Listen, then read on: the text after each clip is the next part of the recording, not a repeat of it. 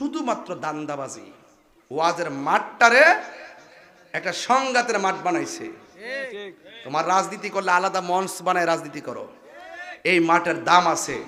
এখানে সকল 49টা রাজনীতির দল এখানে বসে ওয়াজ শুনে। তুমি যদি পার্সোনাল কোনো দলের দালালি করো তাহলে সেখানে কিন্তু তোমার প্রতি মানুষের আস্থা এবং বিভক্তি তৈরি হবে। কথা বলেন ঠিক?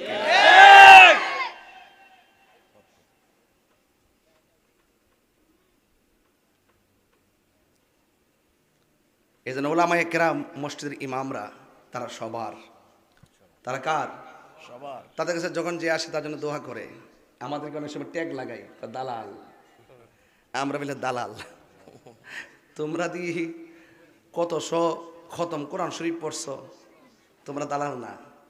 আম্মা ডাকছো, খালাম্মা ডাকছো, সাধু হয়ে গেছো গা। বান্ডেলটা দিলে ওই ঠান্ডা হয়ে যাও গা। মাঠটা গরম রাখো মাল খাওয়ার জন্য, আর অন্য কোনো কিছু না। ঠিক নেই?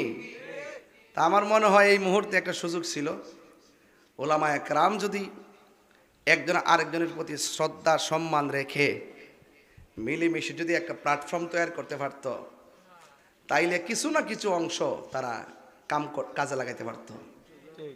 এরা প্রথম আইসে কি করছে? মাজার ভাঙ্গা শুরু করছে। কবর থেকে লাশ তুললে আগুন দা ফুরা শুরু করছে।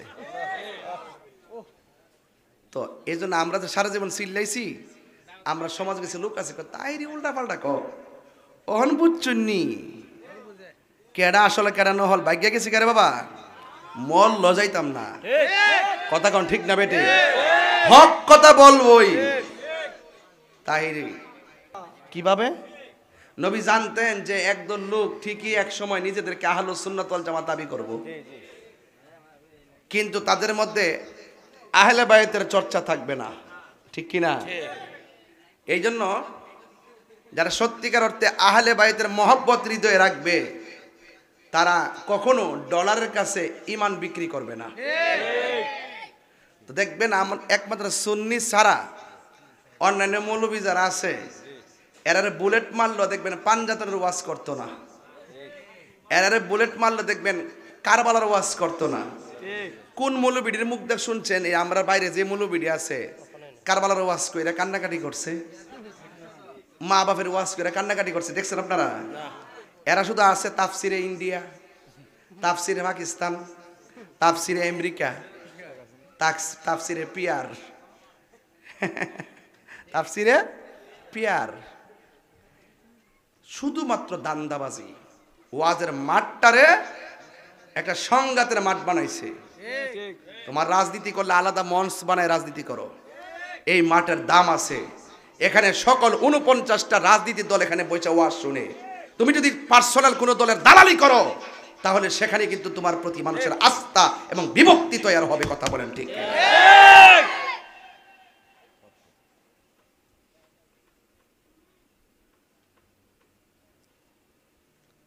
এই জন্য ওলামায়ে কেরাম, মসজিদের ইমামরা, তারা সবার, তারা কার?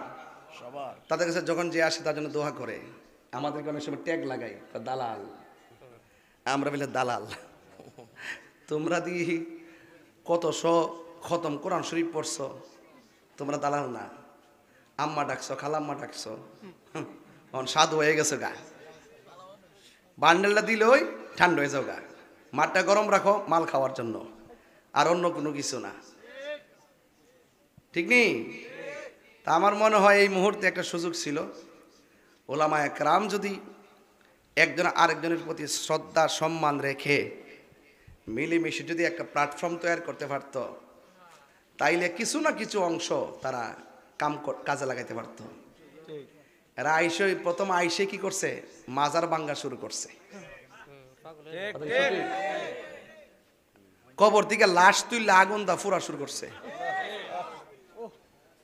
তো এই জন্য আমরা যে সারা জীবন চিল্লাইছি, আমরা সমাজ কিছু লোক আছে তাই উল্টা পাল্টা অহন বুঝছুননি কেডা আসলে কেডা নহল ভাগ্য গেছি কেরে বাবা, মল লজাইতাম না। কথা কন ঠিক না বেটে? হক কথা বলবই। তাহিরি হক কথা আমি বলবই। এটা হুসাইনি তীরন্দাজ, এটা ইমাম হাসানের তীরন্দাজ। ধোঁকা দিয়ে কাউকে বোকা বানাবার দিন শেষ। একদিন তুমি নিজে ডানে বামে তাকায় দেখবা তুমি শেষ। কি শেষ? তুমি শেষ। তোমার স্বপ্ন শেষ, তোমার প্ল্যান শেষ, তোমার ইমান শেষ, আবার জীবন শেষ না। এই কথা কইলে আমি হুমকি দিছি, পাগল ভাইছে। তো বলেন, আমার কথাগুলা কি কোনো বাজে কথা বলছি? প্রত্যেকটা কথা আমাদের সুন্নিদের জন্য শিক্ষণীয় কিনা বলেন। এবার আমরা নিয়ত করছি, আমরা তো সব এক হইছি, তো আগামীতে পীর মাশাইখদের একটা জোট হবে, 12,000 দরবারে এক হইব। আলহামদুলিল্লাহ কোন এটার কাজ আমরা অলরেডি শুরু করছি।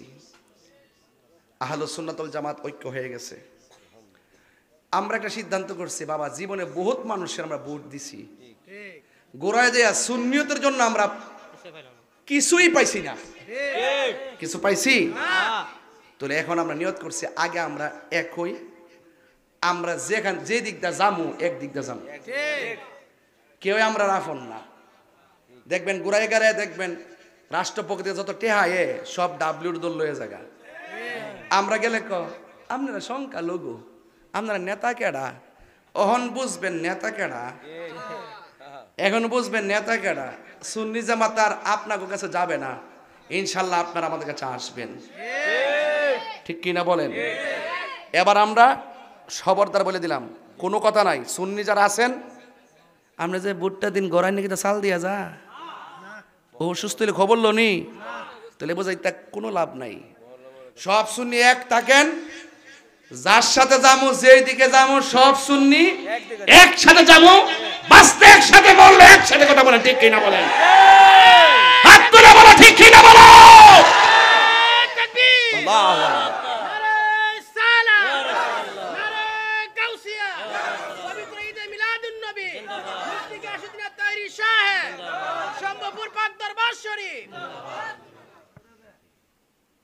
যারা নবীরে ভালোবাসে আমরা তারে ভালোবাসি, এতে কোনো সন্দেহ? আপনি যদি নবীরে ভালো না বাসেন, আপনাকে কি আমি সালাম দিব? বিধান আছে? নাই। ইমাম হুসাইন বলছে যে তোমরা আমাকে রেখে চলে যাও, কারণ আমার সাথে থাকলে তোমরা মৃত্যু করতে পারে। রাত্রের বেলা ঘোষণা করছে, সবাই ঘুমাইছে, সকালে যার যেমনি সবাই চলে যাওয়ার কথা ছিল। ঘুম থেকে ওইটা থেকে ইমামে আলী মুকাম ইমামে হুসাইন রাদিয়াল্লাহু তাআলা আনহুকে রেখে ছেড়ে একটা লোকও যায় নাই।